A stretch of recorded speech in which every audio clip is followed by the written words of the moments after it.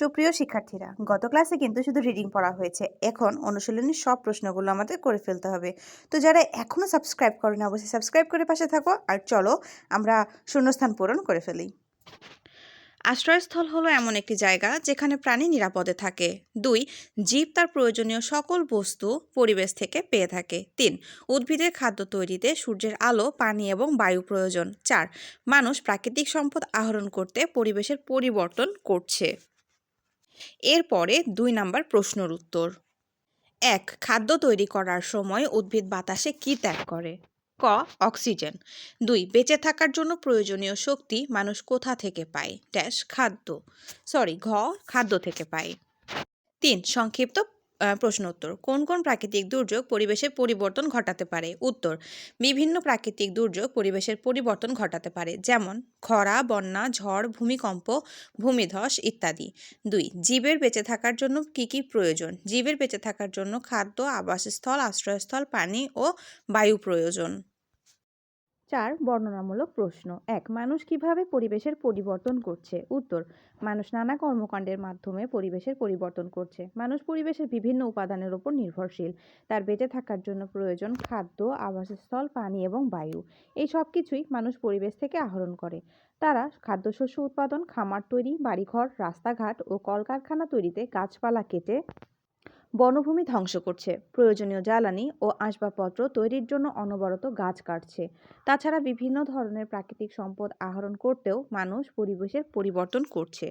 এই প্রশ্ন যদি কঠিন মনে হয় তাহলে অবশ্যই আমাকে কমেন্ট করে জানাবে।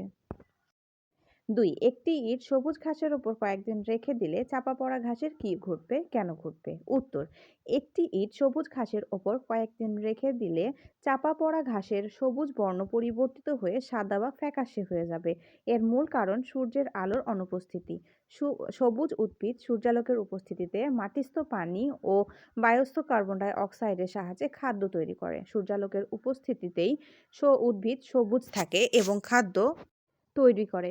সূর্যালোকের উপস্থিতিতেই উদ্ভিদ সবুজ থাকে এবং খাদ্য তৈরি করে। সূর্যালোক না থাকলে সবুজ রঙের জন্য দায়ী বর্ণকণিকা পরিবর্তিত হয়ে বর্ণহীন হয়ে যায়। সেক্ষেত্রে উদ্ভিদ খাদ্য তৈরি করতে পারে না। এজন্যই সবুজ ঘাসের ওপর একটি ইট কয়েকদিন রেখে দিলে চাপা পড়া ঘাস বর্ণহীন বা ফ্যাকাশে হয়ে যায়। 3. পরিবেশ পরিবর্তনের ফলে জীব কিভাবে ক্ষতিগ্রস্ত হয়? উত্তর: পরিবেশ পরিবর্তনের ফলে বিভিন্ন ধরনের প্রাকৃতিক দুর্যোগ দেখা দেয় বলে জীব ক্ষতিগ্রস্ত হয়।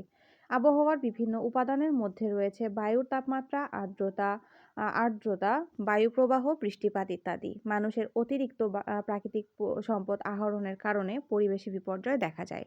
ফলে আবহাওয়ার বিভিন্ন উপাদানের অস্বাভাবিক পরিবর্তন হয়। পরিবেশের পরিবর্তনের ফলে বৃষ্টিপাত ও তাপমাত্রার পরিবর্তন ঘটে। এর ফলে বিভিন্ন প্রাকৃতিক দুর্যোগ যেমন বন্যা, খরা, ঝড়, ভূমিধস ইত্যাদি দেখা দেয় এবং জীবের জীবন ও বাসস্থান মারাত্মকভাবে ক্ষতিগ্রস্ত হয়।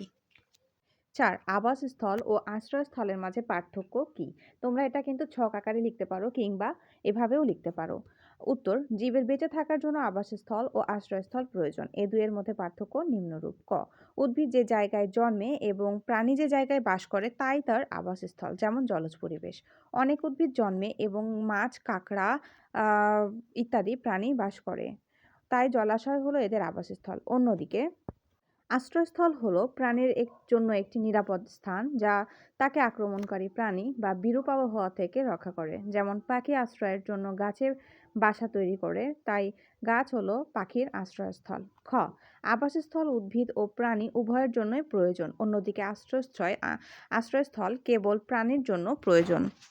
তোমাদের জন্য তৈরি করা ভিডিও তোমাদের কেমন লাগে অবশ্যই কমেন্ট করে জানাবে। আর কোন শ্রেণীর এবং কোন কোন পাঠ আমি ভিডিও করে দিলে তোমাদের জন্য সুবিধা হবে অবশ্যই কমেন্ট করে জানাতে ভুলে যাবে না। আর সাবস্ক্রাইব না করে থাকলে সাবস্ক্রাইব করে আমার পাশে থাকো।